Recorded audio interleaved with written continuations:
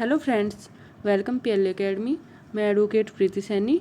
आज हम भारतीय इतिहास देखते हुए चलते हैं जीएस में, जिसमें हम देखेंगे सैंधव सभ्यता एवं संस्कृति, जो हमारी यूपी एपीओ के लिए बहुत ही इम्पोर्टेंट है। ठीक है, क्योंकि हमारा यूपी एपीओ में 50 मार्क्स का जीएस आता है। ठीक है, अब देखते हैं हम सैंधव सभ्यता एवं उसकी संस्कृति। सैंधव सभ्यता जो है हमारी, वो 3 नामों से प्रयोग होती है। वो 3 नाम है हमारे: सिंध सभ्यता, सिंधु घाटी सभ्यता और हड़प्पा सभ्यता। कौन कौन से 3 नामों का प्रयोग किया गया है? सिंध सभ्यता, सिंधु घाटी सभ्यता और हड़प्पा सभ्यता। पिगट-मोध्य का कथन है कि हड़प्पा एवं मोहनजोदड़ो एक विस्तृत साम्राज्य की जुड़वा राजधानी है। क्या कहते हैं पिगट-मोध्य? हड़प्पा और एवं मोहनजोदड़ो विस्तृत साम्राज्य की जुड़वा राजधानियाँ हैं। फिर जॉन मोरसल ने एक डेफिनेशन दी है। इसने सर्वप्रथम इस सभ्यता को सिंधु सभ्यता का नाम दिया। किसने दिया सिंधु सभ्यता का नाम? जॉन मोरसल ने। ठीक है, 2300 ईस्वी पूर्व से 1700 ईस्वी पूर्व जो हमारी सार्वधिक मान्य तिथि है, जिसे हमारी रेडियो कार्बन पद्धति द्वारा निर्धारित किया गया है। किस पद्धति द्वारा निर्धारित किया गया है? Radio carbon. ठीक है, 2300 ईस्वी पूर्व से 1900 ईस्वी पूर्व तक इस सभ्यता के विकास की प्रकाष्ठा का समय है। जो इस सभ्यता का विकास है वो 2300 ईस्वी पूर्व से 1900 ईस्वी पूर्व में हुआ है। ठीक है, सैंधव सभ्यता हमारी मेसोपोटामिया तथा मिस्र की सभ्यताओं की समकालीन थी। किसकी समकालीन थी सैंधव सभ्यता? मेसोपोटामिया और मिस्र की जो सभ्यता थी उनकी समकालीन थी। ठीक है, अब देखते हैं सैंधव सभ्यता का विस्तार। सैंधव सभ्यता का विस्तार पाकिस्तान में हमारा बलूचिस्तान, पंजाब और सिंध तक फैला हुआ है, और भारत में हमारा पंजाब, गुजरात, राजस्थान, हरियाणा, पश्चिमी उत्तर प्रदेश, जम्मू कश्मीर और पश्चिमी महाराष्ट्र तक फैला है।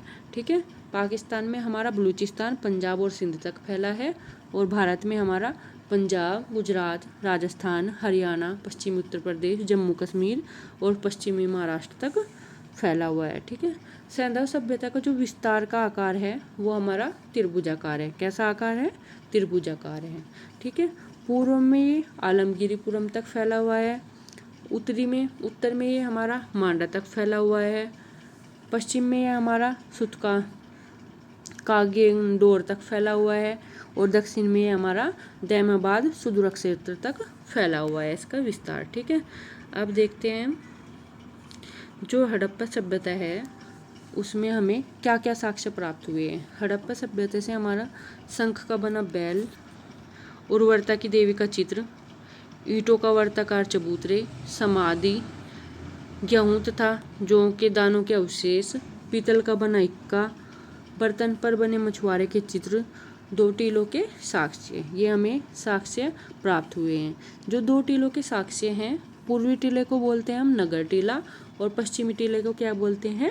दुर्ग टीला। ठीक है, अब देखते हैं कुछ स्थल दिए गए हैं और उनके खोजकर्ता कौन है। खोजकर्ता हमारे इंपॉर्टेंट है, स्थल देते हैं और पूछ लेते हैं इनका खोजकर्ता कौन है। जो हड़प्पा सभ्यता है उसके खोजकर्ता हमारे दयाराम साहनी है, मोहनजोदड़ो के राखलदास बनर्जी है, चुंदोड़ो के एनजी मजुमदार है, लोथल के एसआर राव है, कलिबंगा के अमलांद घोष हैं, बनावली के आरएस विशिष्ट हैं, धोलावीरा के जेपी जोशी हैं, और जो रोपड़ है उसके बीबी लाल हैं, सुतका गेंडोर के हैं आरएल स्टाइल। ये हमारे स्टाइन, ये खोजकर्ता जो दिए गए हैं ये इंपॉर्टेंट है, इनमें से एक बार देख लेना। ठीक है, अब देखते हैं हम मोहनजोदड़ो से क्या क्या साक्ष्य प्राप्त हुए हैं। मोहनजोदड़ो का हमारा शाब्दिक अर्थ है मृतकों का टीला। क्या है? मृतकों का टीला। मोहनजोदड़ो से जो साक्ष्य प्राप्त हुए हैं, वर्ध स्नानगार, सबसे बड़ा स्नानगार कहाँ से मिला है? मोहनजोदड़ो से। सर्वाधिक उल्लेखनीय स्मारक मिली है। तत्कालीन विश्व का एक आश्चर्यजनक निर्माण, जो जॉन मोरसल का कथन है। किसने कहा है ये कथन?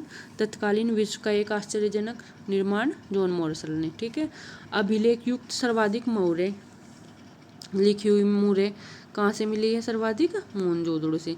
विशाल अन्नागार, ठीक है, नृत्य नारी की नृत्यरत नारी की कांस्य मूर्ति, पुजारी योगी की मूर्ति, मुद्रा पर अंकित पशुपतिनाथ शिव की मूर्ति। ये हमारे सब मोहनजोदड़ो से प्राप्त हुए हैं। ठीक है। सीपी की बनी हुई पटरी, घोड़े के दांत, गीली मिट्टी का कपड़ा, सूती कपड़ा, हाथी का कपालखंड, ये हमारे सारे कहाँ से प्राप्त हुए हैं?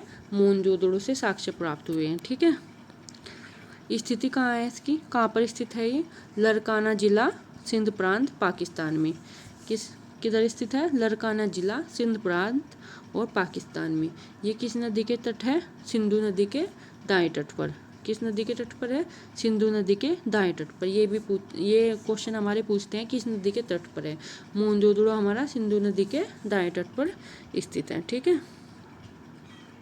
अब देखते हैं हम चुंदोड़ो से क्या क्या सामान मिले हैं, क्या क्या साक्ष्य प्राप्त हुआ है। मन का बनाने का कारखाना तथा भट्टी। क्या?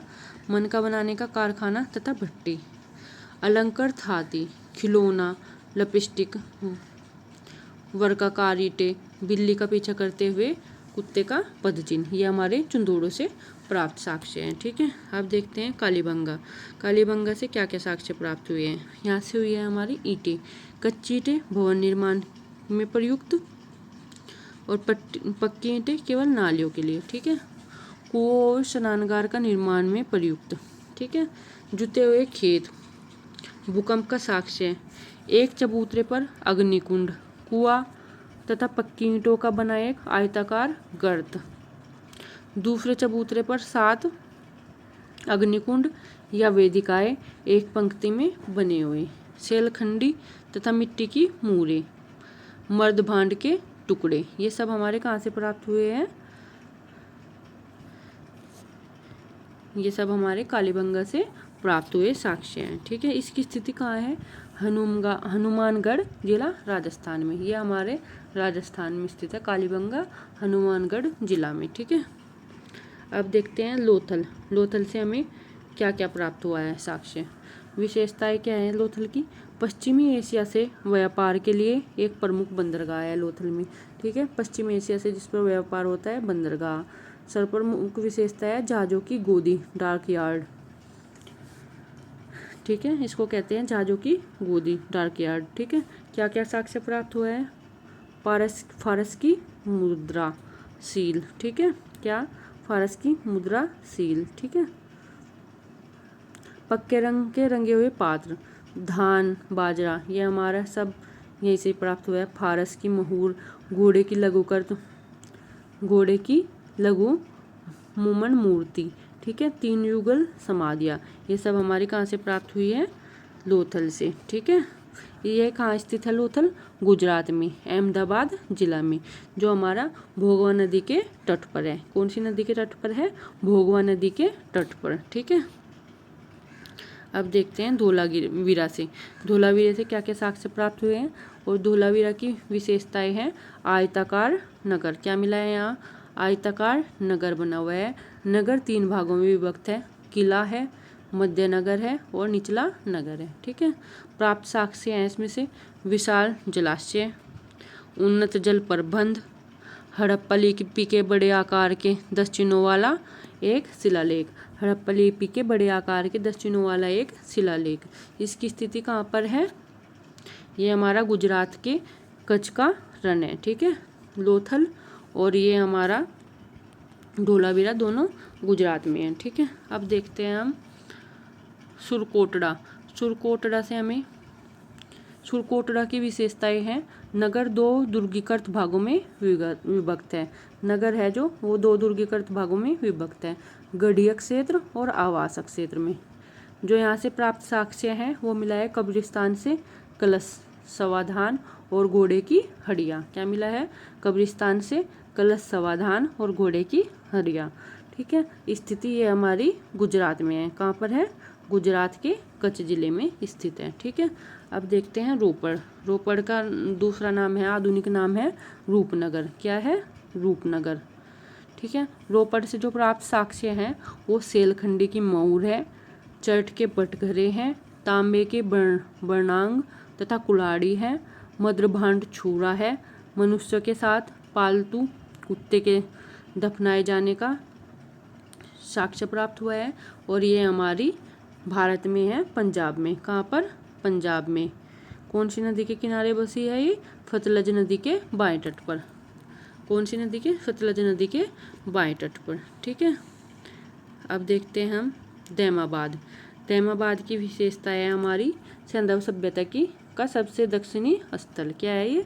सैंधव सभ्यता का सबसे दक्षिणी स्थल है। ठीक है, जो प्राप्त साक्ष्य है यहाँ से रथ चलाते हुए मनुष्य मिला है, सांड, गेंडे की आकृतियाँ और सैंधव लिपि की एक मुहूर। क्या मिली है? सैंधव लिपि की एक मुहूर। मत्र भांड जो तस्तरी के प्याले मिले हैं ये भी हमारे दैमाबाद से मिले हैं। ठीक है, ये हमारे महाराष्ट्र के अहमदनगर जिला में स्थित है। ये हमारा परवरा नदी के बाएं तट पर स्थित है। कहाँ पर? परवरा नदी के बाएं तट पर स्थित है दैमाबाद। ठीक है, अब हमारे जो महत्वपूर्ण तथ्य हैं वो हमारे जो एग्जाम में पूछे जाते हैं। बालाकोट से प्राप्त साक्ष्य क्या है? सीप से बनी चूड़ियों के टुकड़े। क्या मिले हैं बालाकोट से? सीप से बनी चूड़ियों के टुकड़े। मांडा से मिला है कांस्य निर्मित पेचदार पिन। नौसारों से मिले हैं स्त्रियों की मांग के सिंदूर के प्रमाण। रंगपुर से मिली है हमारी धान की भूसी। लोथल से हमारे वर्ताकार चक्की के 2 पार्ट। कालीबंगा से मिले हैं हमारे ताम्र मूर्ति। ठीक है, हडप्पा से मिले हैं एक स्त्री के गर्भ से निकलते पौधे की आकृति। ठीक है, हुलास से मिले हैं हमारे सैंधव लिपियुक्त एक ठप्पा। जो सैंधव लिपियुक्त ठप्पा है वो कहाँ से मिला है? हुलास से। ठीक है, सुतकानेर से मिली है मिट्टी की चूड़ियों के अवशेष। ठीक है, मोनजोदड़ो से मिले हैं संयुक्त पशु मूर्ति, शरीर भेड़ का और मस्तक सूंडदार हाथी का। ठीक है, अब देखते हैं हम बनावली से। बनावली की विशेषता है हमारी जो सैंधव संस्कृति के 3 स्तर प्राप्त हुए हैं वे है हमारे पाक सैंधव, विकसित सैंधव और उत्तर सैंधव। नगर को यहाँ पर तारांकित भागों में विभाजित की करती हैं सड़कें। कौन? सड़कें। ठीक है, प्राप्त साक्ष्य हैं राजवर्त तक कौर्नेलिय के मन के, हल्की आकृति के खिलौने, तांबे का ब्राह्मण और मूरे वटरे। ये हमारे कहाँ स्थित है? ये है हमारी फतेहाबाद जिला हरियाणा में। ठीक है, अब हमारे जो इसमें एग्जाम में पूछ ले जाते हैं वो है कपास की खेती का आरंभ सर्वप्रथम सैंधव निवासियों ने किया था। किसने किया? कपास की खेती का सैंधव निवासियों ने। सैंधव सभ्यता में क्रय विक्रय वस्तु विनिमय द्वारा किया जाता था क्योंकि सिक्कों का प्रचलन नहीं था। सैंधव सभ्यता के बाट मुख्यतः घनाकार थे। कैसे थे? घनाकार। मल्ल विवाह की पहचान सिंध क्षेत्र से हुई। ठीक है, धातु मूर्तियां लुप्त मोम या मधु चिष्ट विधि से बनाई जाती थी। ठीक है, सर्वाधिक मूर्तियां यहाँ पर पशु पक्षियों से की प्राप्त हुई। किसकी प्राप्त हुई? पशु पक्षियों की। ठीक है, सर्वाधिक मुहरें यहाँ पर सेलखंडी की बनी है। किस चीज़ की बनी है? सेलखंडी की बनी है।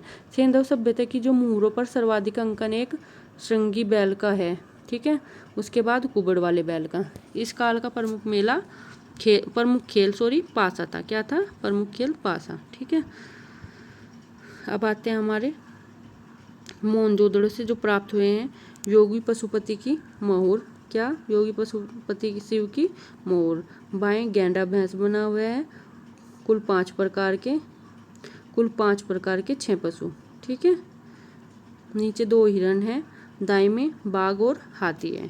ठीक है, क्या है? दाएं में बाघ और हाथी है। ठीक है, अब आते हैं हमारे यहाँ पर सैंधव सभ्यता के जो विशिष्ट तथ्य हैं इनको एक बार देख लेते हैं।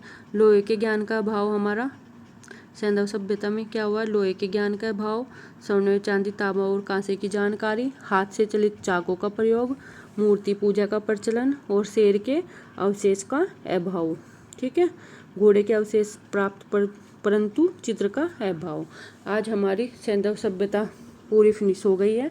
कल देखते हैं हम वैदिक काल। ठीक है, क्या देखते हैं कल? वैदिक काल। अगर आपको वीडियो पसंद आई हो लाइक शेयर सब्सक्राइब कर देना। Thank you.